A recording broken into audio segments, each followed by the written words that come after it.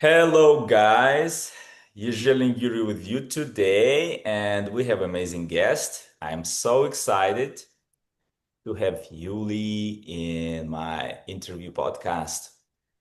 And I'm so appreciate for her that she show up because when I will ask her some questions, you will understand what I'm talking about. But right now she's in the stage that she going through a lot of different stress and challenges, and it's not just about like different family, business, or like health things.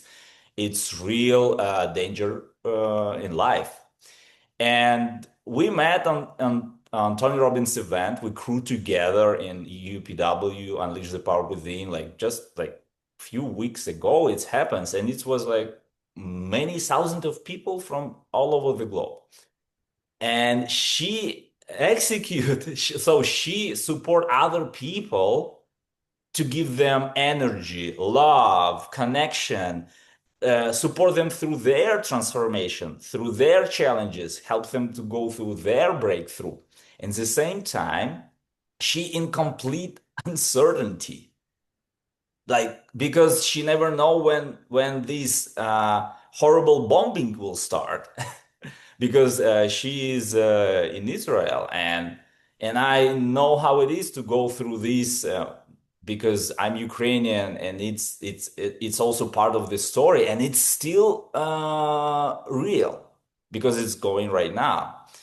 So I have a lot of questions for Julie, especially for about how to create certainty in uncertain. Because somebody who watched this interview right now, you will get a lot from it. And if you have somebody in your life who go through like, I don't know what's going on.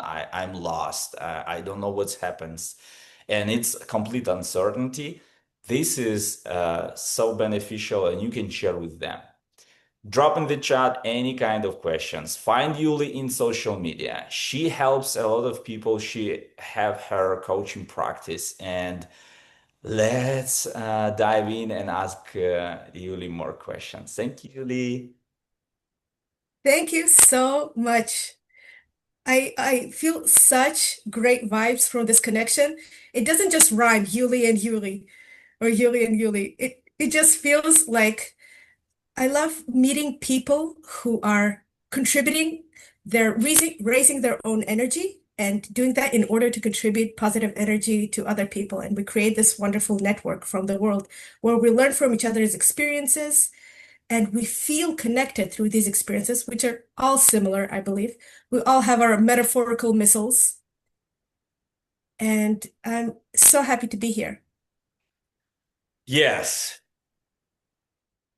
Whew, I need to breathe out. Take a deep breath and breathe out because I want to ask you first question, and it's can be very sensitive. You can skip it, but I will not cut nothing from this interview. I can I can tell you straight in the The beginning. people will know. Yeah, so you can cut it because before you will upload it, but I will upload it like it is. For my first question, right now you in the state where you are like have a practice, you are a life coach, you help other people, you are around your family, you have like your real life. You go right now, you go through this, like you see a lot of things. You have people who react, you have news, you have situation in your country. You can see behind the scenes. You have a lot of different tools, but you use them in purpose. You can see something deeper. My first question, your life right now, your life situation, where you at right now, what it's about. This life about right now is about getting even more certainty and clarity on my goal so I can achieve it faster. I know I'm very passionate about helping people and connecting with people in live conversations. I know I've felt so much value from other people and people have felt value from me, and that's what I want to do. But I want to get even more confidence on exactly what I want. What I realized in this time, we're about a month and a half now into this war. And for a little bit of context, when Yuri says family, I don't have my own kids, but I there's missiles going to Israel right now. I'm very safe. I'm very fine. People in other countries are having a much harder time through this war. And at the same time, because of the missiles coming in, I had to move in with my parents, my siblings, and some other people from my family. And that's where I'm living right now. So I'm not in my own home where I'm used to having all of my things. I'm with other people, and there's extra stimulation that I'm not used to all around. Uh, Through this experience, I realized how much having a goal of my own, which I decided on, which is really, really gets me excited, so excited that I just want to jump and I can't even talk. Having that kind of goal makes everything else so much easier. When I don't have a goal, when I'm going through a period between jobs, between these, and I'm not really focused on one thing that I want to achieve, or let's say one thing in each area of my life that I want to achieve, then I get so irritated so quickly because someone said something, because someone was rude on the road, or because the food made me feel bad. It doesn't matter. I get overwhelmed by the things of life that we cannot control in reality. But when I focus on what I can control and I'm working towards something that gets me excited, then everything else just becomes easier. Yes, I love that you share about some goal that you need to have. Because it's you leave it when you say that, because you show up on this interview because of that. You have some purpose. You not show up as a victim. You show up as a leader. Mm. It's said that you, and I saw some of your on Facebook, some of your messages that you share about, like, if you're not moving forward, it means you don't have a big enough why. Before we dive Mhm. in that context about your childhood, because something happened there, like you have some story that you transfer them through, like who you are right now, and that the choice that you make right now to step up like you step up for like serving people and have this inner power. It's not something like lucky, right? It's something that was put it pieces by pieces, we can say, like puzzle by puzzle, like by like molecule to molecule, like energy to energy, like soul to soul. So right now we was we saw how people from different countries not just participate on Tony Robbins event. It was like 50,000 or something. Before that, it was event like 1.5 million of people. Like it's Mhm. translated to many languages. And as a part of the crew, not just participants, part of the crew, I know people from different countries. It can be people from Israel. It can be people from Iran. It can be people from Ukraine. It can be people from Russia. And it can be people from like all over the globe. And we can see something beyond something like some backstage things. It gives us some unity, some humanity, some like purpose to continue moving, uh, break some borders and see something much deeper.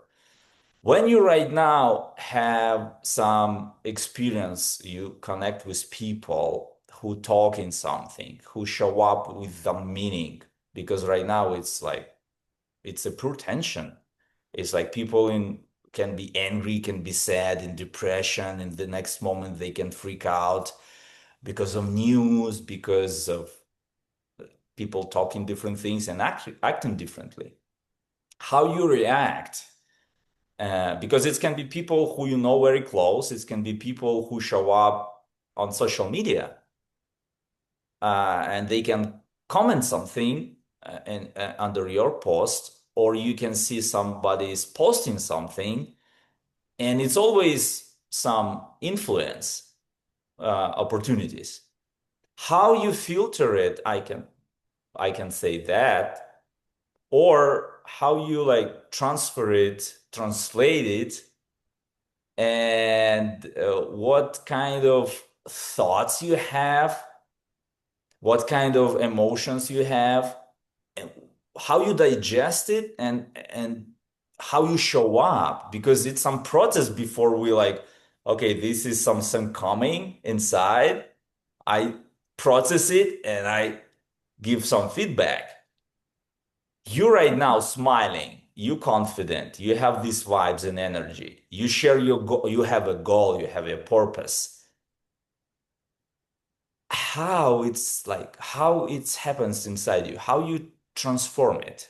Can you share like specific moment, maybe from today, from yesterday, or like during this, like you said, months or something like 2 months that you can bring up, and how you transform it in something different, like some pain to power, some negativity to positivity, some a kind of experience like that, because it's so important. Somebody can listen here and like, this is about me. Oh, I had something similar. How to deal with it? I think to answer honestly, I'm gonna first share an experience where I did not do that, where I was getting feedback on the internet and my reaction was, oh, oh, oh, oh, oh, oh, oh, oh, and then freak out. Uh, Before I was, like you said, life coaching, I had this passion to teach people about sourdough bread baking. And I can talk to you about sourdough bread baking forever because I love it, the smell, the sensation, and where it came from. You talked about my childhood. I learned to be a foodie, to love food, and to associate that with connecting with people, showing them our love, serving people, and through service, creating even more love and more community, and always adding or trying to add guests to the table. I learned that from my family. My grandma is 89. She still cooks like she lives in a castle, always trying to feed people and serve people. And there's always love connected to food with my family. And through a journey from cooking to a bit of culinary school and trying different things, I landed on sourdough bread as my thing. And at the same time, I was showing up on the internet to connect with people and look for people who want to learn it, and actually observing people who have trouble inside the Facebook groups. And whenever it was good, whenever I was getting positive feedback, I was feeling positive. But whenever I was getting anything negative, I would be like, it would make me clench, be it my shoulders, be it something, it would affect my breathing because I was associating like what I was giving out, or maybe more like their experience, as if that's my worth or something like that. There was too much fragility there. And that's how I realized that that's maybe a passion that I have, but it's not something that I want to continue in the same way because I was too sensitive to the very mild criticism. I think it's also something we tend to like. I see a lot on the internet, people becoming anonymous, posting anonymously, answering questions anonymously, even when the topic is not, highly personal or highly sensitive. And I see less and less people showing their like emotions and real stories online, and it being a lot more distant.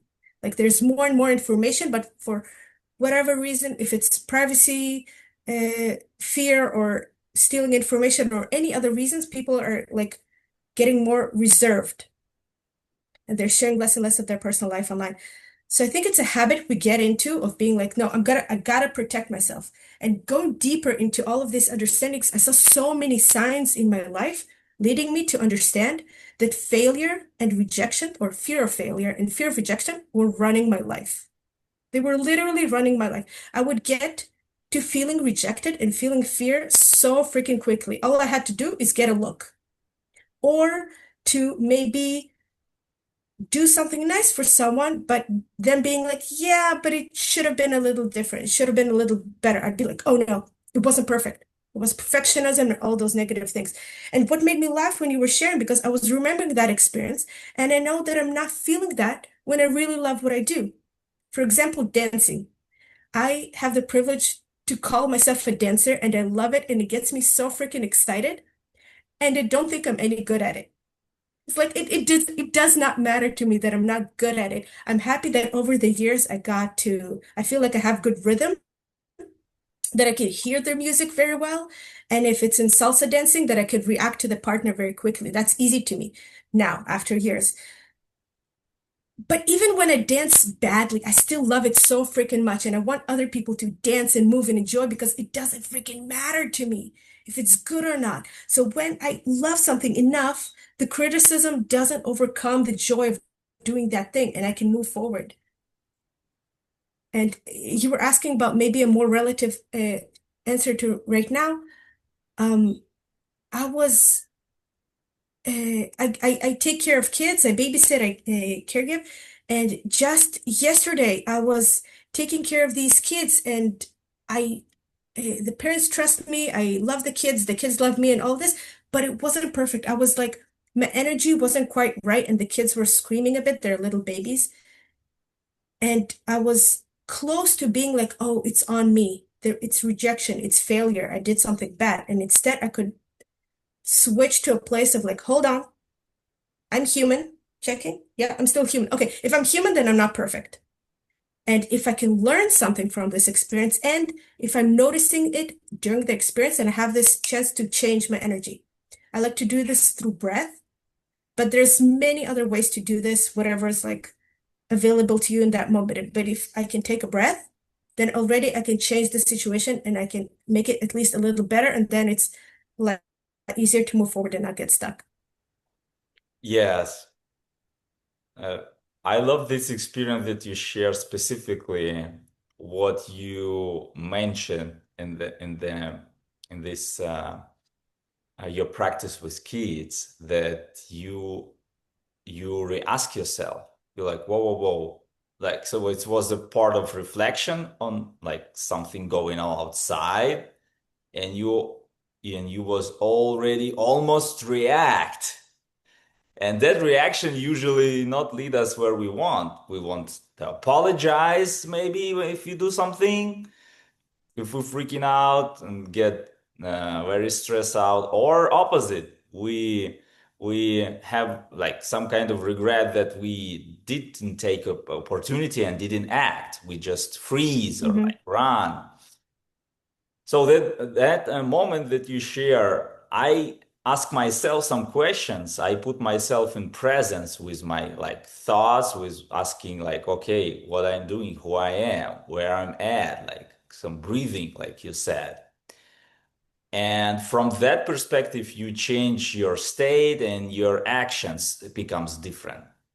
How what you can describe how it affects you that like few that first seconds, what it gives you, and how you can relate to some more like stressful situations. Because why I'm asking about that, because I have friend who right now he's beekeeper, for understanding. He's beekeeper from the like a second generation and third generation beekeeper. We love I love bees also and all of bee products, and I use it like for like a whole health coaching and explain a lot of different things how it's beneficial.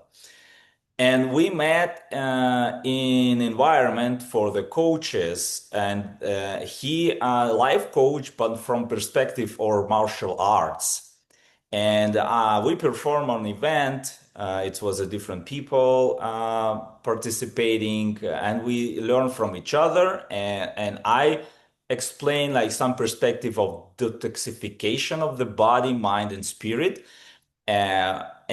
from more from like biological side connected to I can say quantum biology.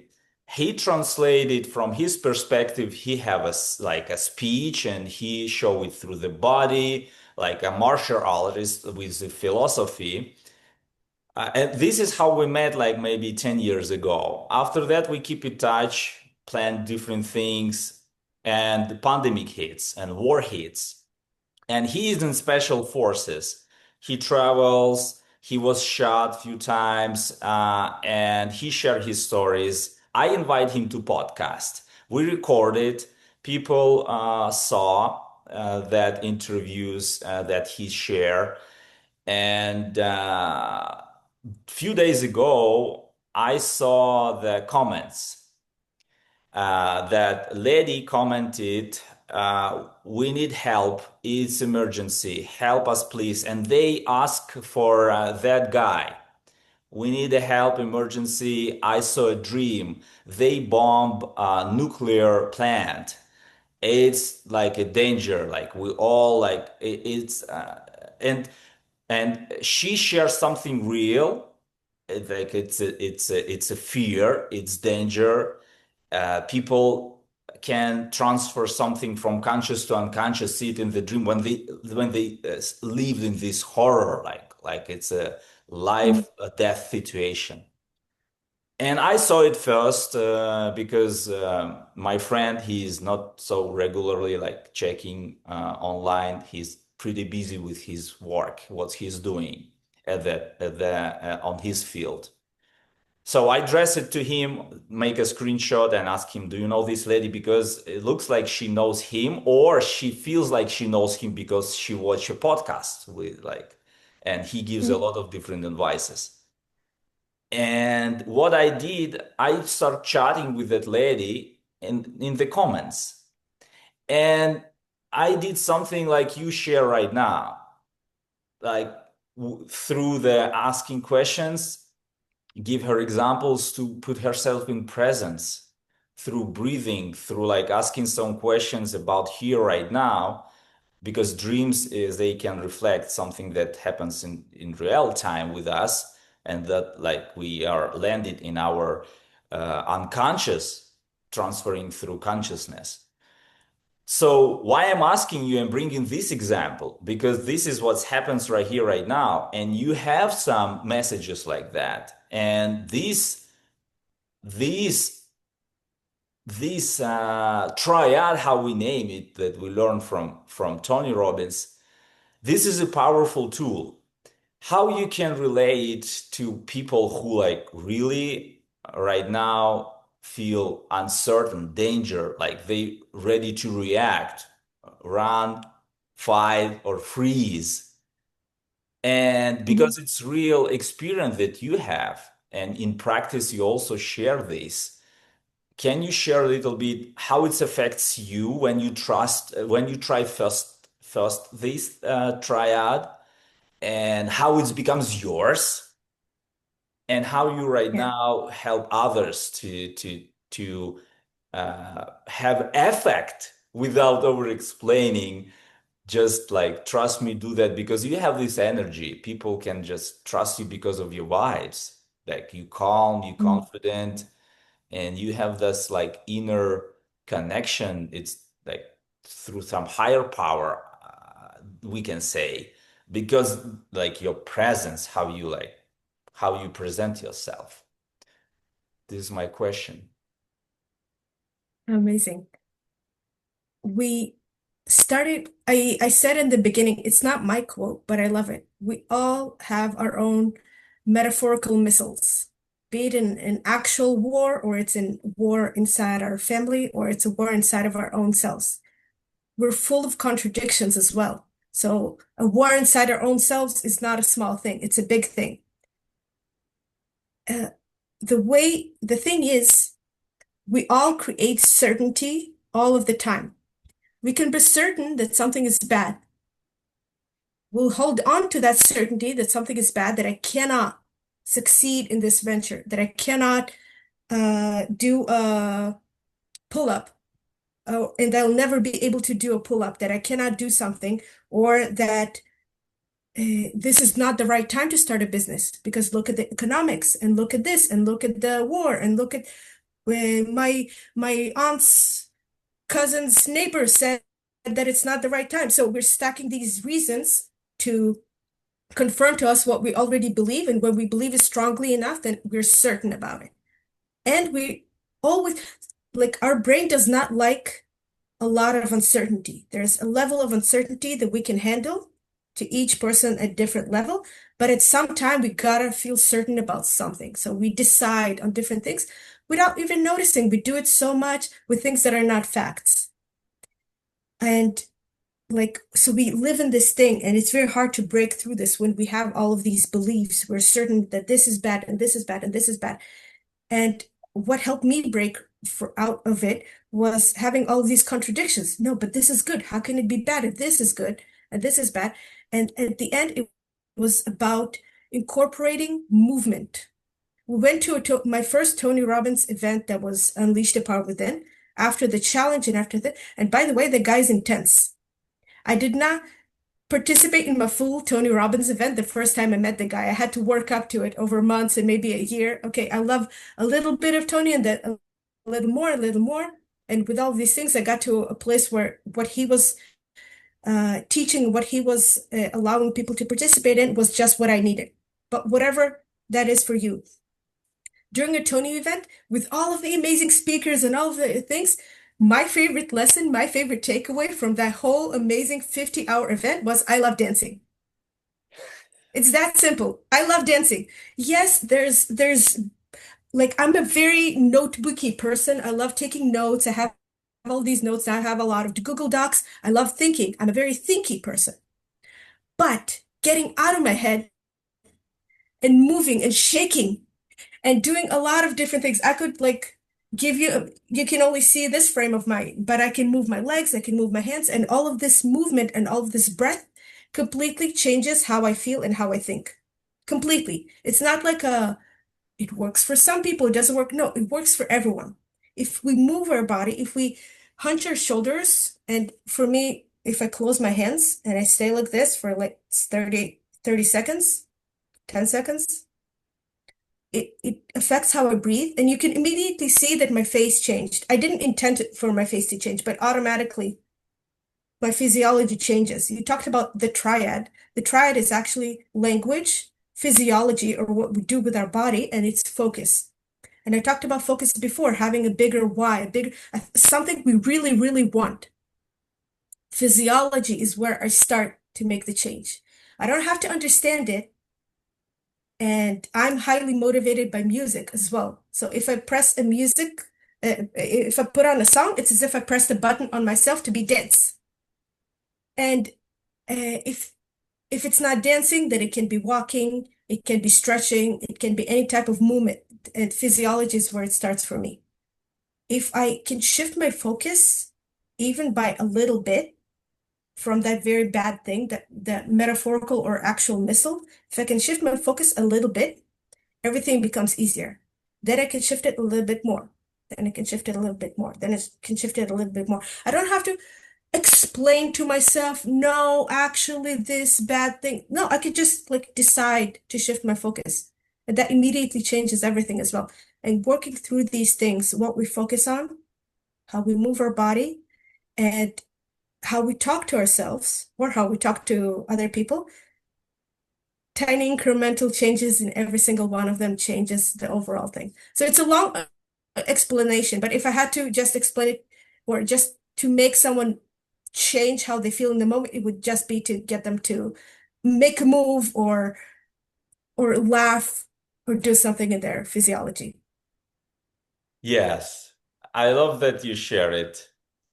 So this transfer from reaction that something happened outside uh, and take a like a pause, did something for yourself to feel safe, to change this kind of vibes, we can say, or how we react on it, transfer it to some kind of movement, some kind of thoughts that have more purpose, more meaning, more why. And what did you said? Like some kind of words, movements, words, and focus, right? Yes. Uh, uh, we all use language differently, especially people who know multiple languages as yourself. Yes. But even without that context of different languages, different words have different meanings to Yes. us. So I'm not going to tell you what's your powerful word is, but whatever that thing that comes up to mind, it can be a powerfully good word or a powerfully bad word, and we have a lot of associations. Speaking of associations, you mentioned the word safe, and that, like, I had this hunch. I want to talk about safety a little bit. It's very interesting that turns out that for me, safety is also a feeling, a meaning that I create, and not something outside of ourselves. Yes. Right? So it's not about rules of safely crossing the road, for example. Yes, those are real. You should look both ways and follow the safety instructions. Or if you're installing an appliance, there's safety instructions, but my feeling of safety has nothing to do with safety instructions. Yeah. So we talked about the war a little bit. I want to mention it again, just in the context of there's war, there's potential that at any moment a missile could fall on my head or on anyone's head. This has not freaked me out the least. My head immediately goes, it could be related to the fact that I have military background and I've well, there's mandatory army service in Israel. That's how I served. Not because I'm a like, yay, army, but it was a part of my background. And so I have all these associations to missiles and wars that are from that place. But also my brain goes, no, immediately, like there's no way. I'm in a much higher risk when I'm crossing the road that something would fall for me. So it's not a fact, but it's a meaning, it's a certainty that I believe that nothing's gonna come bad to me from this war. And I'm not negating the fact that real tragedies did happen in Israel, and a lot more tragedies happened in Iran, in Lebanon, in Gaza, and in Ukraine. There are real tragedies happening. I'm just looking at the statistics of where I'm at currently. I can list so many positive things. There's so many levels of Air Force protection above my head, and there's this thing and this thing and this thing. So I was feeling very safe. However, on the personal level, I was not feeling safe. The I was wondering and discussing with you how much I'm gonna share from this story, but the point is, because I'm not living at home, I was living with my parents, and I had the same thing happen 6 months ago where I had to live with my parents or got to live with my parents for 1 week in a row. And that week was completely stressful for me, despite all that I shared about the missiles in the background. I was so stressed and interpreting that as unsafe because someone from my family would say something that I didn't agree with, be it a political view or something about how to raise kids or something personal to me or something that I would not agree with, that I didn't feel good with. And then I would stay in my head thinking about that instance over and over and over for days. And then something else would happen and I would stack and I'd be like, oh no, I don't agree with this person. I don't agree with this person. And my emotion was in order to be safe, I have to step away from everyone that I don't agree with, basically, to distance myself from my own family.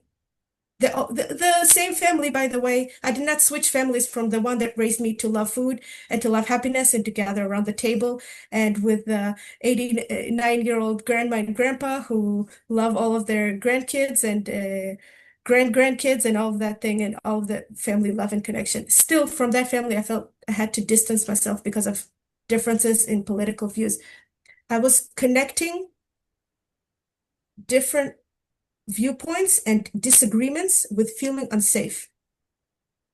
When in reality, what's beautiful that is since I didn't learn from that experience 6 months ago, now I got to go through something very similar. Now I'm living with my family again, now for over 6 weeks in a row.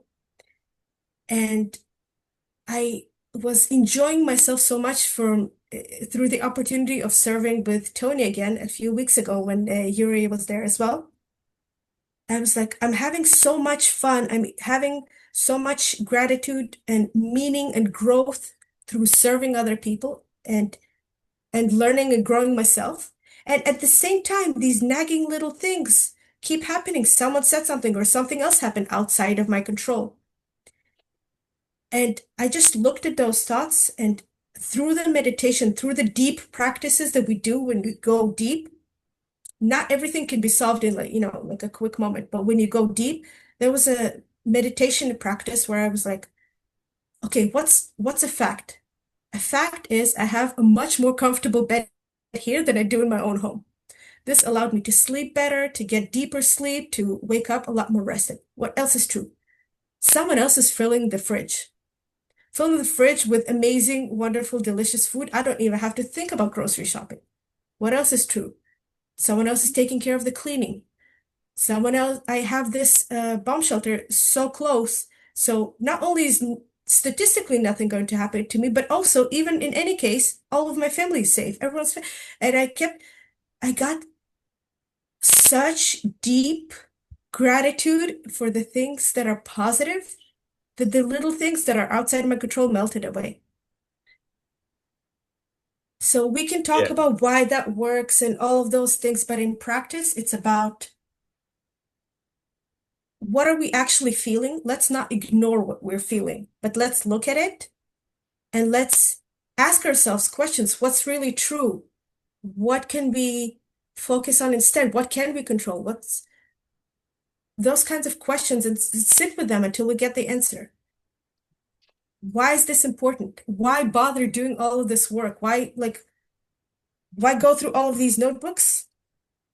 Because this freaking changes everything in life. Yeah. This experience now with my family, it's not just about, oh, now I feel safe. Yay. No, I'm going to have a completely different relationship with all of these people. I'm going to show up differently in other situations because now I'm filled with gratitude. I'm not filled with, oh, poor me. I can't be at my own home. Oh, no, I have to eat delicious food from people. Oh, no, poor me. I, it completely changes my life. And that's one example. And whatever that stressful, uncertain situation is for you, I honestly think I don't know if we can even grow without some sort of friction with the outside world. I think challenges is the only way we grow and we figure out different things about ourselves. If this hadn't happened, if I didn't have this situation where I'm uh, living here, I would have kept away from my family. I would have kept staying away and calling that safety. Yes. And I love something that you specifically mentioned in your story and your experience about. First, it's about like when some kind of rules of safety, when we have some protocol to follow, it's a one thing.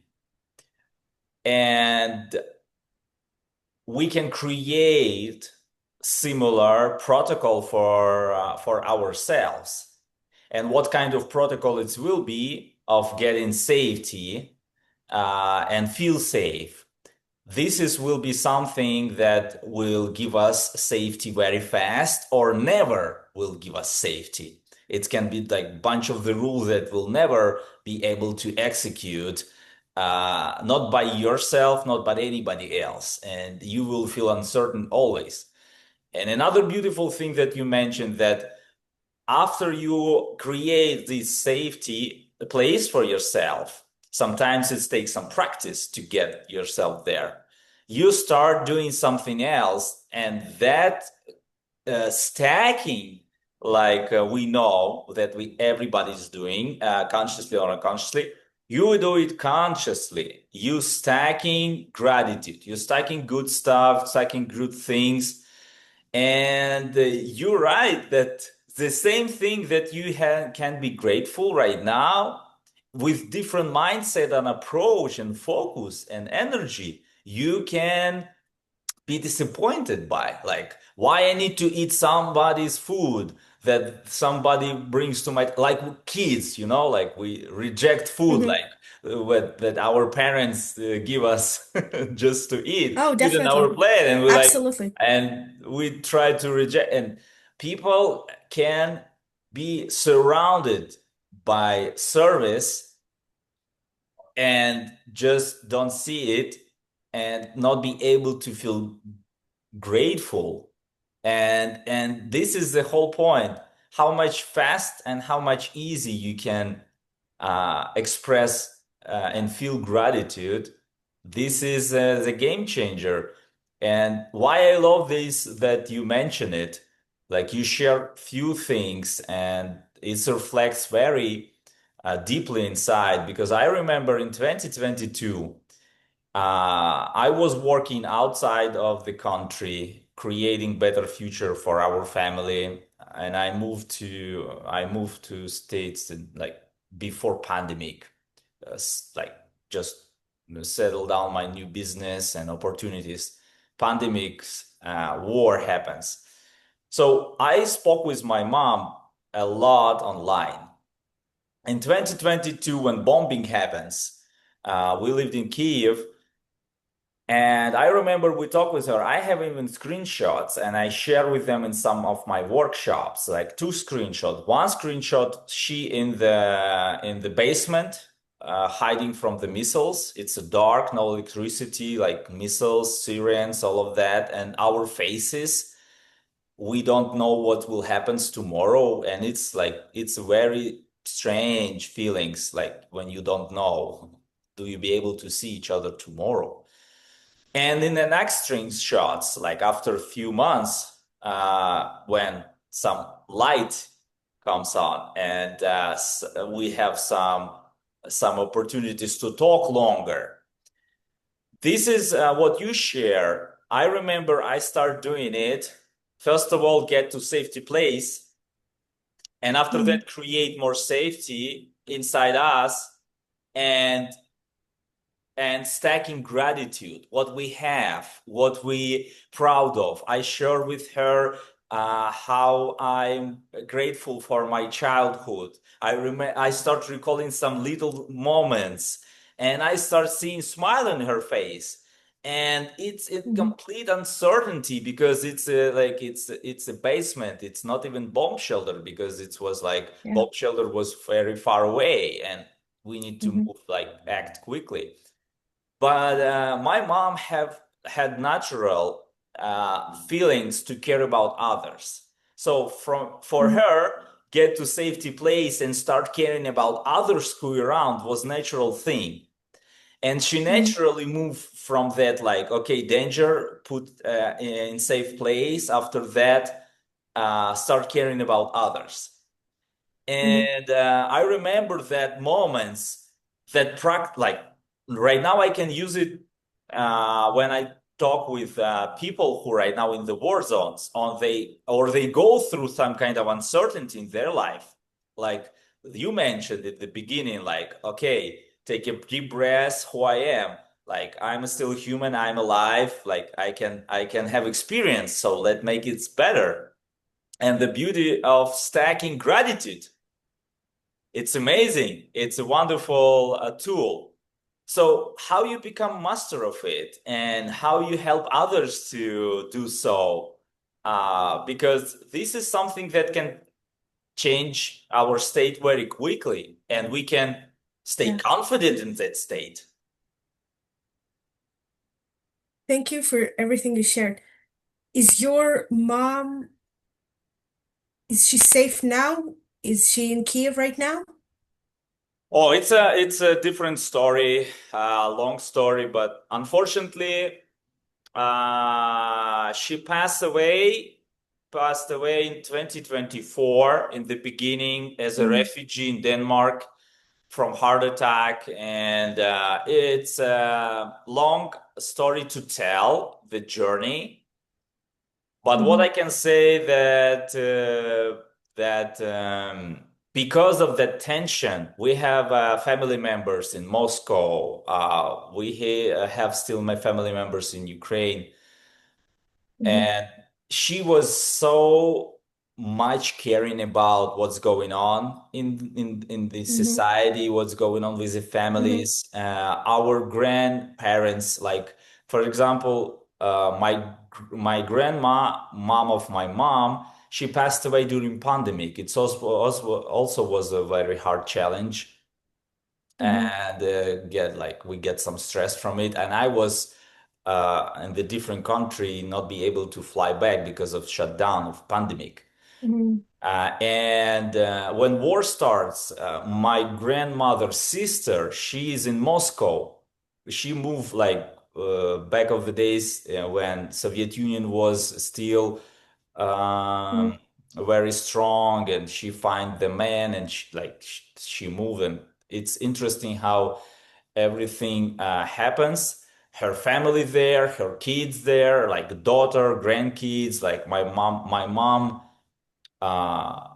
sister, younger sister, and she passed away also from heart attack during this war. What happens because of this Mhm. tension, what's going on between like two countries who like really have like Mhm. family members between, and why I am sharing this quick story about how that few years we spent together with my mom handling this like stress and horror. Mhm. We practiced it like every time when we spoke, we have opportunity, we stacking gratitude. But very Mhm. important, this triad that I share, I start practice it when my mom passed away and I need to get back to work. At the same time, I need to flew to Denmark, organize funerals with part of my family members. And it's a really tough moments when in family you see some people act like kids, even like Mhm. somebody like older than you, they act like a kids. They not be able to take responsibilities, they not be able Mhm. to execute, and you looking for somebody in the family who be able to do so. And my nephew step up, who's like Mhm. 18 years old, like young kid, but he step Mhm. up in Denmark. We organize funeral, when I get back to work, I was just completely broken with all my like coaching skills, with everything that I know, Mhm. with psychology, psychiatry, and holistic approach, with breathing, yoga, and things. It still was something inside me that shifts, like meaning, purpose, because I give Mhm. some promise to my mom before like all of this happens, that I will find her a place that she can spend in peace. We spent a lot of time in the sea, at Mhm. the sea when I was a kid. My father was killed when I was 12, and she did everything to give me beauty of childhood love and give me my degrees and everything. So I give her promise, and I buy land in Crimea in 13, Mhm. and 14 Crimea was taken. And I said, Mom, Mhm. uh, everything will be fine. We will move and find another place. And after that, Mhm. like all of these challenges happened. So in my self-talk, I was so broken, and I not be able to take a Mhm. promise that she passed away. She not be able to handle all of this stress, and Tony's show up on Taitora Summit, and I become a part of Inner Circle, and I start like rising, practicing a lot of tools. Triad was something that I pick up, and I said I will be master of it. I will find the way Mhm. how to know how to change my thoughts, my physiology, my meaning, my story, and did it hours a day, not just like 10 minutes or 20 minutes. I really Mhm. start diving in from intellectual level to become a master of it.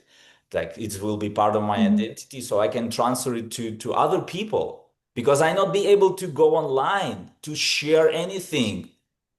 And I have some crowd. I built some brand before I write the books about holistic and like speak on the stages. But in that moment, I was like, I just can't, because I feel just lost.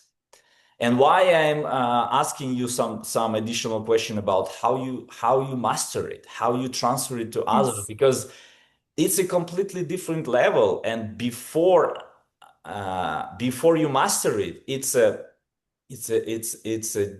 a journey. When you have your own thoughts, emotions, you transform it, and other people see you changed but didn't follow your path and how you started, what's happened at the 100%. beginning, and how you change the story.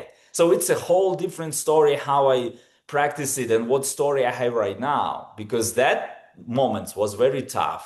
I need to get back to work, and I see in the morning, in the evening, and during the day my mom's funeral, like all over the day. I not keep promises, and Tony tell something amazing, and it was addressed Mhm. to me. Of course, this was addressed to everyone. This was to me that that we not agree with something that happens, not because it's cost us like pain or loss, because we not agree, we're not ready. We thought that this will be different. We give it like a different story, perspective, and everything. Mhm. And right now we carry it as not just the pain, it's become a suffering, and it's become a choice. And I start getting it, how suffering can become a choice. First, it's a pain, and we can choose to suffer.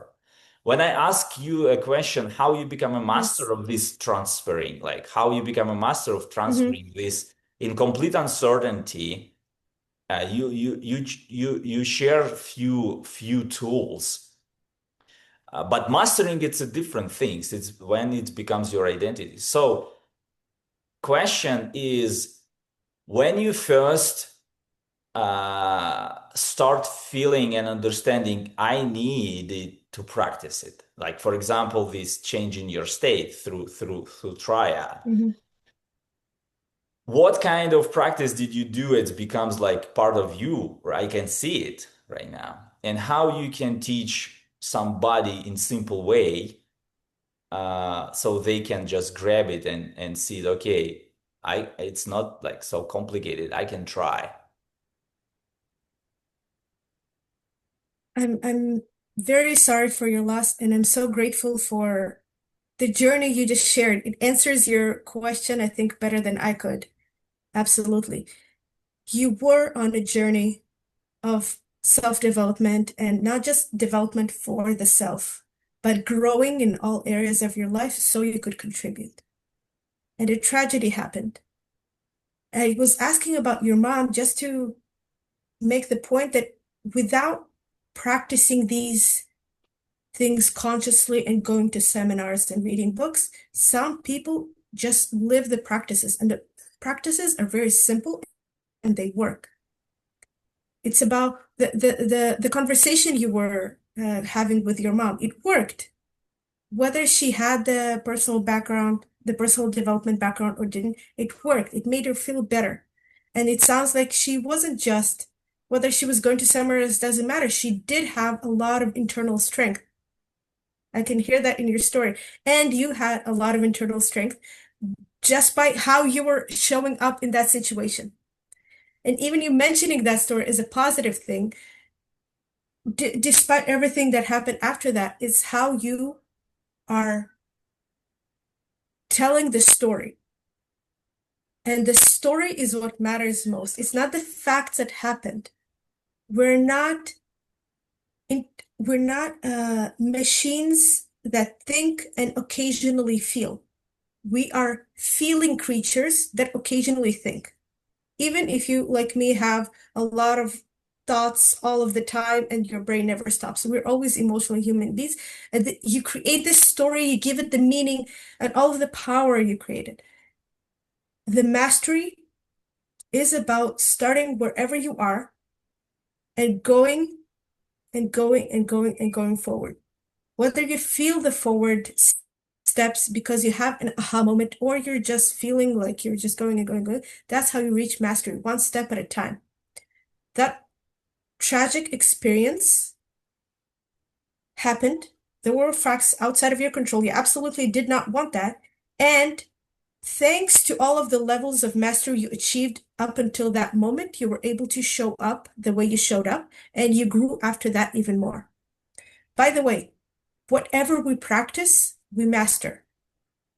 Those family members that were showing up like children, they were meeting their human needs in the way that they practiced most.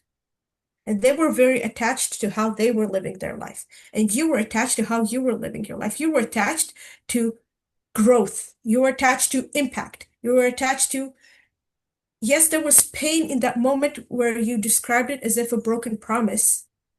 And at the same time, what did you do? You didn't go on a blaming streak. You went to, okay, Tony, mastery, triad, practice it every day for hours.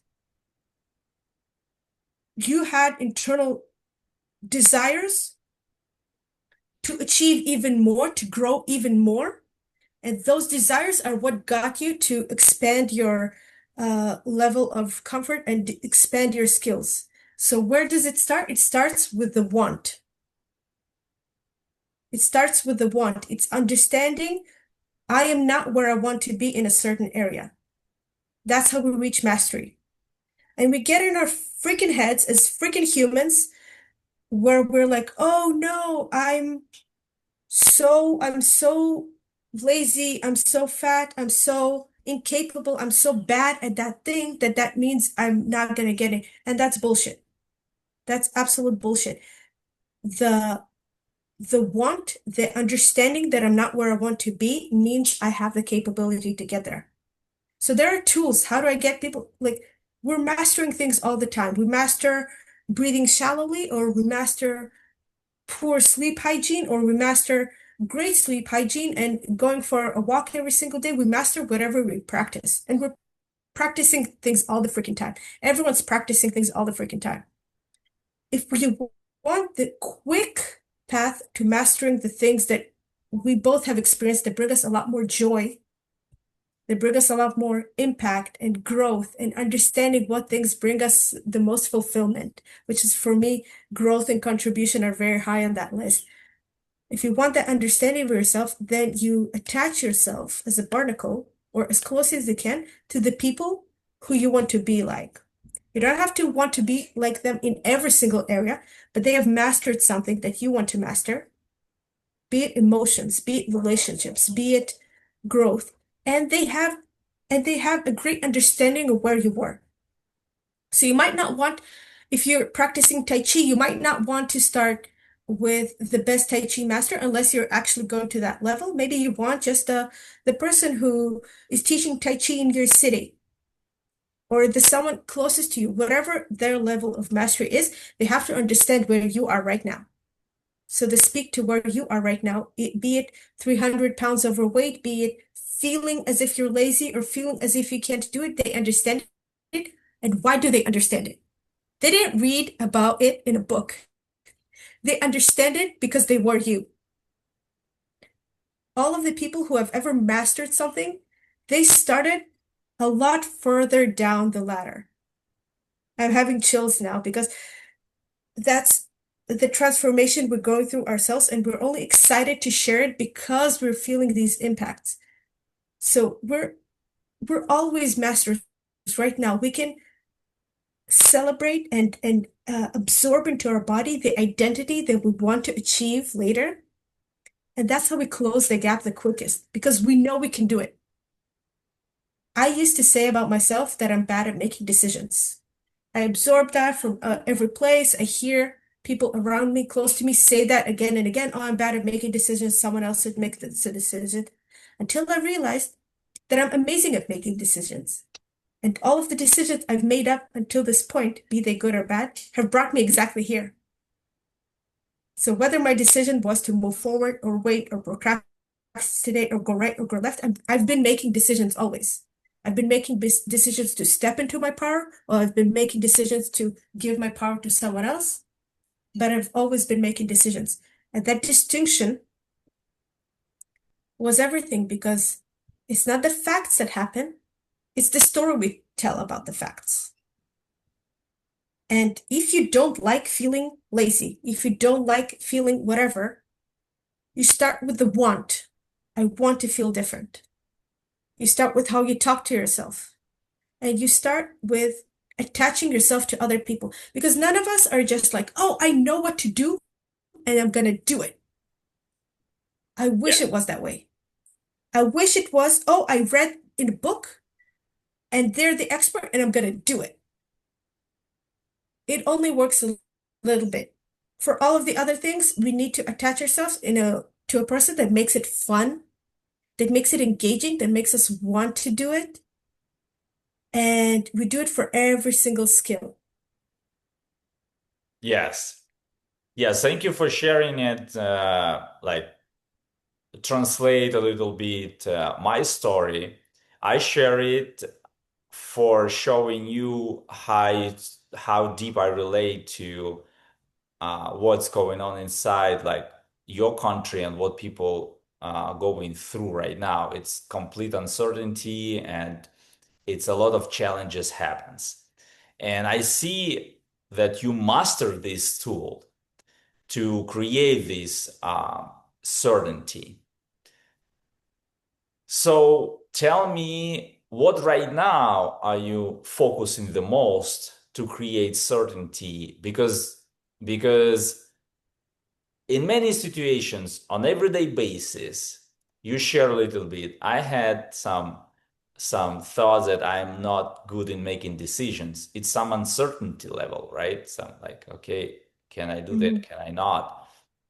But now mhm, you create some inner certainty that you are, and you translate it in different story. No matter what experience I have, this was my decisions, and here I am.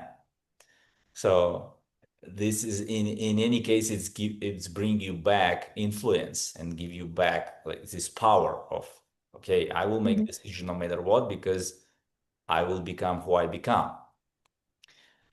Uh, Bring some more examples from what are you right now searching and looking to master this level of certainty. And maybe you have some stories from people, maybe you know them in person, maybe it was like by chatting, maybe with who you have brief conversation, and you saw the pattern that it's like their uncertainty talking because they start fighting, flying, like running, fighting, or freezing, hiding, and uh, you can help them to support them on their journey. But some people want, some people not, and it's we know that it's take practices. So share with me a little bit more details and some example that you have right now. What I'm working on right now is living into the identity I've absorbed into myself, the identity of a coach. So I used to struggle a lot with feeling good in my body, feeling chubby, feeling um, this with food, that with food, all of this uncertainty. So I'm like, okay, I'm gonna work out, but then I was suffering while I was working. All of this back and forth, a lot of like indecision or not indecision, more like uncertainty, you could say, and not knowing, should I feel good in the moment? Like, should I rest and relax and like let my mind go in that? Or should I like really have discipline or um, force myself into certain regimes around fitness and around eating and all of that? But what's cool is when I took on the identity of a coach, I listed to myself all the things that will support me. And fitness and food became something that will support me. And it made it so much easier because I aligned myself. I feel bad when I'm not aligned with doing what I believe will be best. So that kind of made the shift a lot easier about what will flow for me best with food. And with fitness specifically, it's about I'm going to the gym and I realized I do love workouts that push me physically. That's just my style. I'm not telling you if you need to push yourself every time or you need to go slow. I'm not a fitness expert. I do realize that I'm enjoying pushing myself and I'm no longer suffering. Like what when the physical pain hits because my muscles are working too hard, I can smile through it. And I'm practicing that kind of thing. Why? yes, there's science about if you enjoy it more, then it's gonna impact your body in a more positive way, the calorie burn, the things, but that's not why I'm doing it. I'm doing it because I choose not to suffer. I choose not to suffer. I'm understanding how this thing I'm doing in the present moment is supporting who I am in the future and present right now. And the other thing I'm working on is doing it's gonna sound so simple, but it's doing more of what I love. In the last year or two or three, I got to experience different things. I have a background, I told you, in food, I have a background in other things. I studied engineering in the past. The thing with engineering was I hated being a student. I was trying to push myself, to force myself to do it. I did not enjoy it.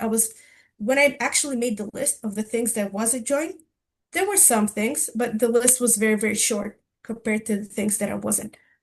And that was my, let's say, mid-20s. Now I'm a lot more excited about aligning myself with the things that I love to do. So the things I notice that I enjoy doing are actually the things that provide most value to other people, which is so freaking cool. I went to electrical engineering because I wanted to solve problems. I grew up and realized that we're all problem solvers. Whether we cut hair, we're a beekeeper, or we do construction, or we do any other thing, we're solving problems for people. I realized through these journeys, I love people a lot. I love crewing Tony Robbins events, and I love dancing, and I love conversations. And going deep into these things, I realized what specifically I love in them, and I'm building my business around that. And why does it have to be business? Why can't it be a hobby? Because I realized that's what's most aligned with me. Measuring the results that people are getting them faster and better to the results. It's a little bit like the gym. It's about pushing myself to be better and better, constant and never-ending improvement, and immediately seeing that impact on the other person. About the energy exchange. I believe strongly in energy exchanges, whether they be good or bad. And the impact other people have had on me, my mentors, my peers, who some of them are a lot stronger than me in a certain area and they can support me and I can support them in a different area. All of these connections and people have impacted me so positively that I want to serve from that place. I'm no longer trying to serve from a place of people pleasing or proving my worth. I'm just like so overflowing with joy of what my mentors and peers have given me that that's what I want to share with the world.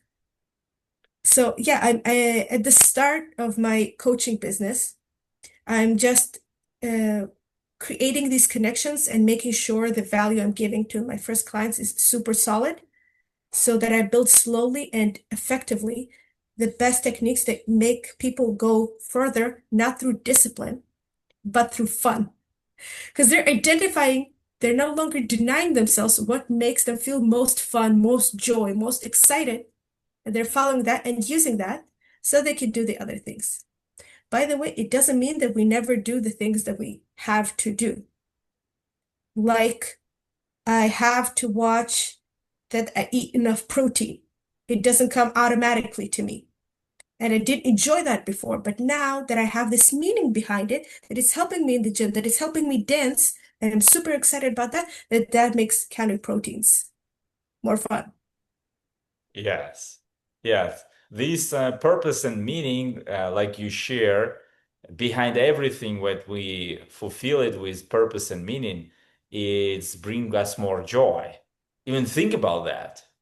When we be able to connect these dots together and see like bigger picture, and it's open much more in our imagination, and even on a level of nervous system it affects differently because it activates our frontal neocortex, our more that part of the like reptile and monkey brain covered by neocortex, and we can shut it down with the stress when we always live in this uncertainty. It's Hmm. shut down our creativity. It's shut down our joy. It shut it down not because it's wants to hurt us. Our nervous system wants to protect us, so we'll be able to make a quick decisions, fight, flight, or freeze. And Absolutely. that part of the brain acting more on the level of instincts and some reflections that our body needs to execute. Okay, let's do it right here, right now. And why it's so important, and I love that you share giving a meaning, because this is a kind of bridge that we can develop and create. And the mastery, it's about how fast you can get to that state. Mhm. And like you share, it can take a seconds. Like you can just bring it and it makes it available just like in this specific moment when you practice enough because you see it, and it Mhm. becomes your new identity. So thank you for sharing this. Let me ask you, if somebody right now watching these, or you have somebody who asking you some questions, or you see somebody who like stuck in that behavior. It's like when we can Mhm. say depression, aggression, this loop, emotional loop, like crazy eight, like Tony teach, how you are help them to open, what you can say to that people, how you contact with them, what you can say like right here, right now to yourself who in that mood, in that mode, fight, fright, or flees, like in that kind of uncertainty. What will be your message? I don't have one like set of words that I would say to any person. I believe every person helps themselves. Whether they work with me, they work with you, or someone else, they decided to work with you. Like, I'm not going to chase someone on the street to be like, hey, you need help. Hear these words of wisdom. I know it doesn't work from experience. Like, it came from my place of, we mentioned family and different people reacting in a different way. So I used to be like, oh, I learned something, that I must impose my wisdom that I learned from my mentor, whoever that was, or that quote from a book, or make someone else read the book and be like, hey, you should do this because I'm seeing them as suffering. I'm seeing them as angry, for example, or whatever other suffering state they're in. Hey, I'm gonna come help you. And that doesn't work. That creates friction, that creates tension. So I can be a resource. I am a resource because I love to be a resource, as well as you are a resource. And we work on ourselves to be a better resource every day. But the person is actually helping themselves by deciding inside how they're going to deal with the emotion. And we always make those decisions. We're never static. So we make different decisions based on the stimuli. So if we put ourselves in an environment where everyone else is also angry, if I'm angry and everyone else is angry, or if I'm blaming, because that used to be my favorite flavor of suffering, I would be complaining and I would thought I was making friendships, but I would be like, oh, this sucks. And the other girl would be like, oh, yes, this sucks. And we would bond over complaining and blaming and things like that. And those friendships never lasted because they were had in a bad base. But the point is, the people we surround ourselves with are always saying things to us and we're reacting. We're either agreeing or disagreeing. And when we put ourselves in different environments with people who actually challenge us for the better, then we can allow them to coach us. Like, it's never going to work if I don't allow myself to open my ears and open my heart to receive that wisdom. If someone comes and they are already open to listening to what I have to say on a certain subject, I do not take that lightly. That I'm so freaking grateful because we're living in an attention economy. There's always an abundance of notifications and things grabbing our attention and different priorities and all of those things, and someone giving me the time of day, that's already incredible. And then the main thing would be to listen and see the thing that's pulling the strings on that person in that moment. When we start talking, it can be very obvious to the person in front of us what's pulling our strings. And it would be about putting a question or putting their attention to that thing.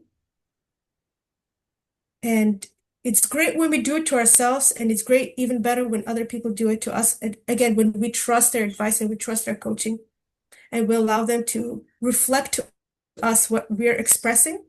And that's again how that person ends up helping themselves, or I end up helping myself or someone else. It's a very internal process, if that Yeah, and makes sense. I love how you express it because it's the same time you have a structure and connection, like on the deepest level of compassion. And this is this is a cocktail, I can say, that is the best for people because, of course, you not be able to say like some magic words that will fix everything. And this is a unique situation for each of us when you talk with somebody, you try to reach somebody. And I love this flexibility that you share. And this is, you never know. Sometimes even your closest one, they show up in some situation that like they go through some horrible stress and show up in their state that you like, whoa, I saw that before, but I didn't know that it can be like this.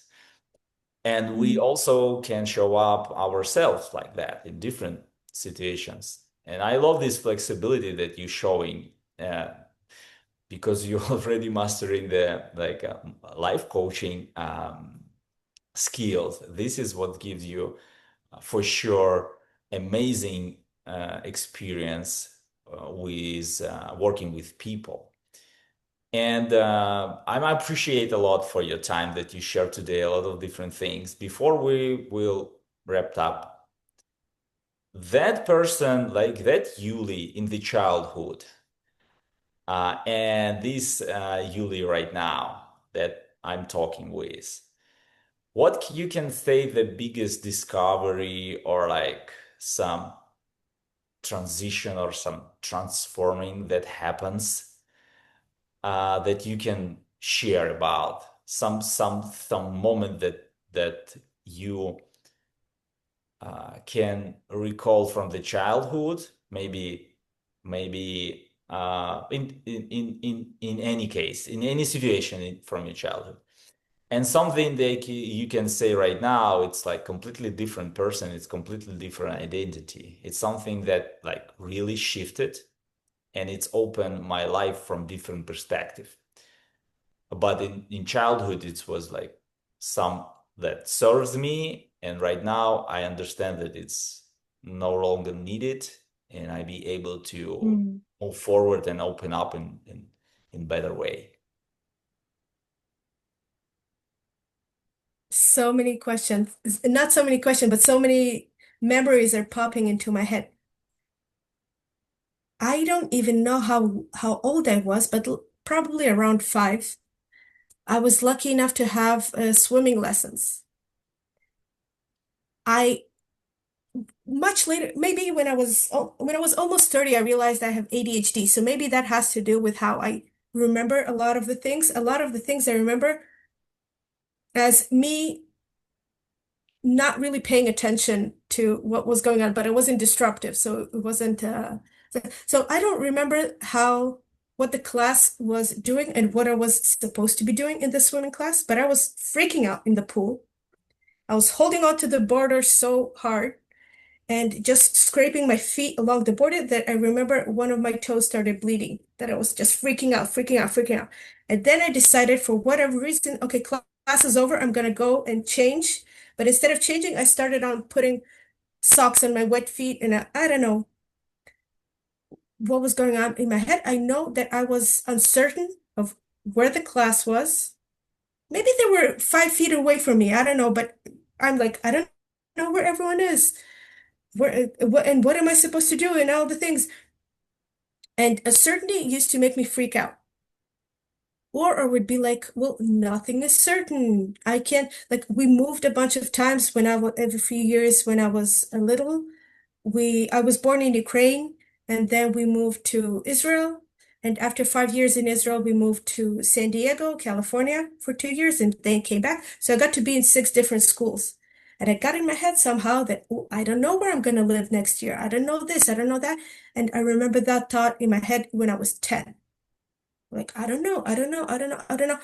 I was hypnotizing myself with I don't know, which is something a dear friend of mine, a dear peer of mine made me realize recently, which is, by the way, an amazing incentive to have people who you're always open to sharing your truth with and who will not take your bullshit.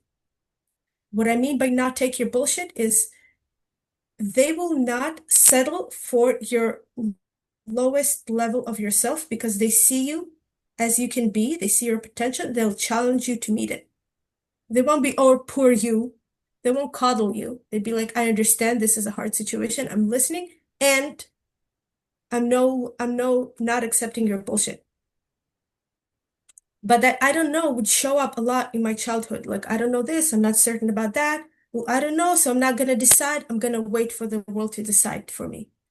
And that's I got to where I am now thanks to the decisions that I made along the way unconsciously. When I wasn't even able to explain what I'm explaining right now, the that girl was the one who wanted to study something challenging, and then when that didn't work, shifted. And then she shifted again, and she shifted again from culinary school to other things. When the world was saying no, go safe, she was like, I'm gonna be an entrepreneur. And after years, she was still trying to figure it out, not giving up on the idea and the certainty. And now I'm the person who can say, we all create certainty inside. We can never change or control the outside world. We can influence it, which is a powerful and underestimated thing because we're always influencing the world.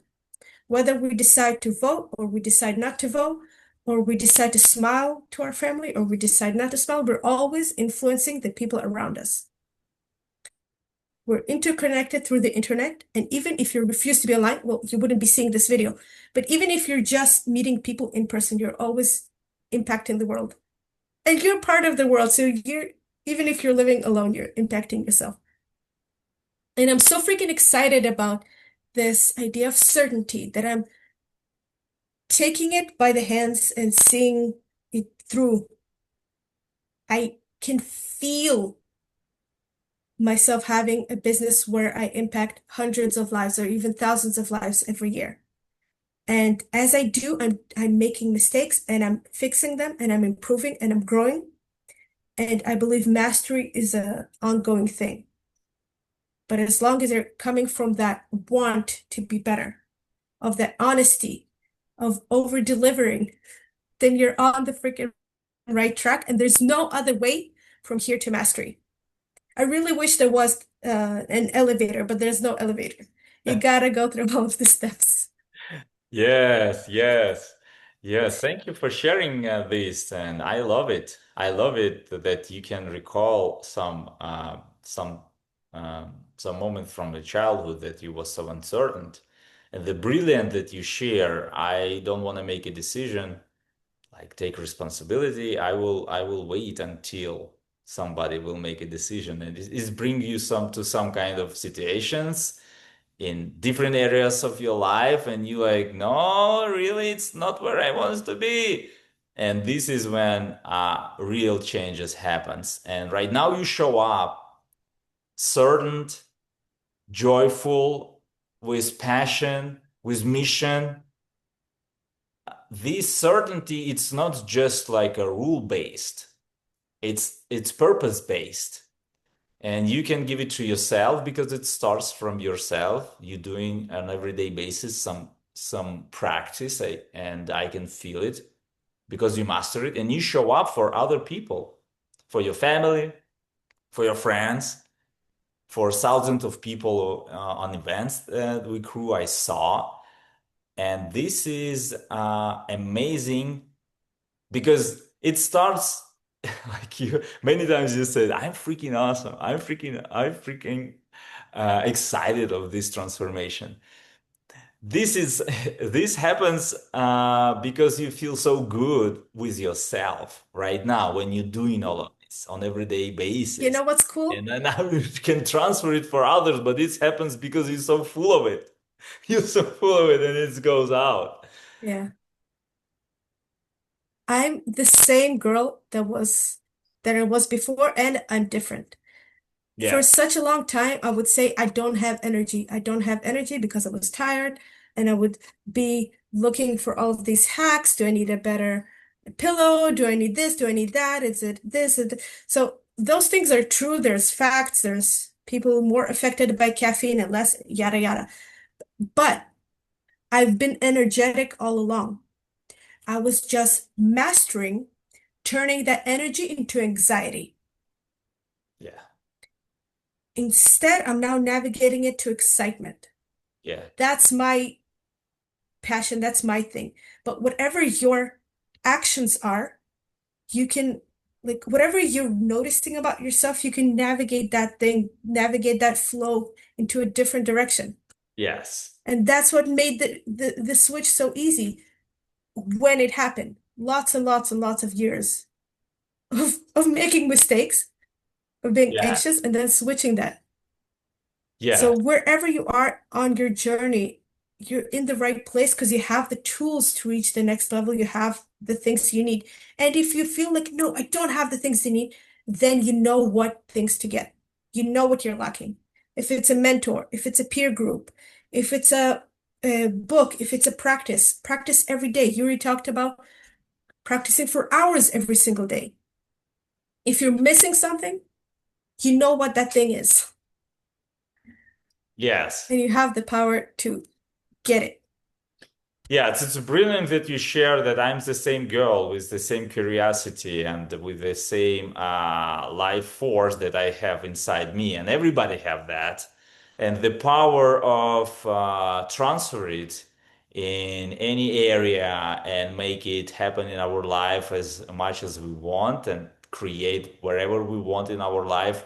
It's have a two sides of the coins. For somebody, it's like, oh my gosh, this is. So you wants to say that I am create my life and everything what's going on, and some people will not excited in their stages of life. Where are they right now?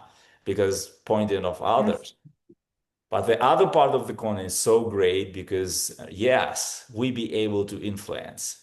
We be able to make choices and step by step move into the identity that we want and it's create a life that we want.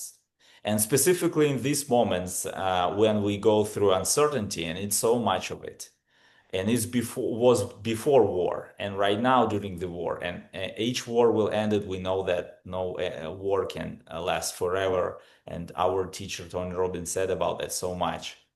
And this is a journey, and I'm so happy to be a part of this journey and met you on this journey on our Tony Robbins events as a part of the crew. And thank you that you take your time to show up on this interview and share some of your knowledge, wisdom, and some practice tools. And if you're watching right now this interview and it's related to you, you feel something like, okay, maybe it's can help, maybe it's much, or I feel the same or similar. If it gives you any kind of thoughts and like inner conflict shows up and you feel like something happens, reach Yulia out and chat to her. Like, what's the best way to reach you out, Yulia? Can you share a little bit for people who watching how they can find you? Yuri, thank you so freaking much for your time and especially your energy. When you share that, there's so many positive ripple effects. So thank you so much. The best way to reach me would be through my personal Facebook or Instagram. I bet we'll leave the details below. I'm Yuli Koichu. Yes, and of course, in description below this video, we will send we will drop that links so people can reach you out. And I encourage everybody to do so because it's so beneficial. And if you feel that it can be beneficial for anybody, just share this message. Like, dislike, any comments will helps, and it will be part of the journey that we will be very grateful for it. So before we'll end it, what do you want to say in the end of this interview? It will be many of them, I know, but in the end of this interview, what do you want to say that you didn't say, maybe the message that you want to be heard from you, please? Really, thank you. Thank you is my big message. You have what it takes to get where you want to go. Whoever is watching, whoever is listening, you have what it takes to get where you want to go. That's it. No advice needed. Thank you so much.